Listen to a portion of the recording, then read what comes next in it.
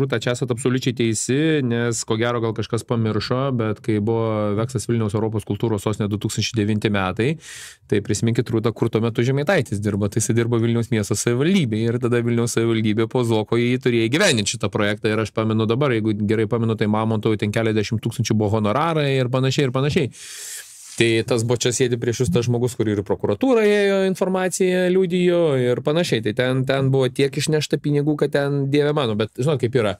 Aš nesu menininkas, aš nesu meno žinovas, kad įvertinti, kiek Mamontovo patrypčiojimas ant scenos kainuoja. Nu ir ten sako, tau kainuoja 20 000. Aš pasiklausiau, nu galvoju, nei balso, nei ten nieko neturi, bet nu, okei, sako, čia yra menas.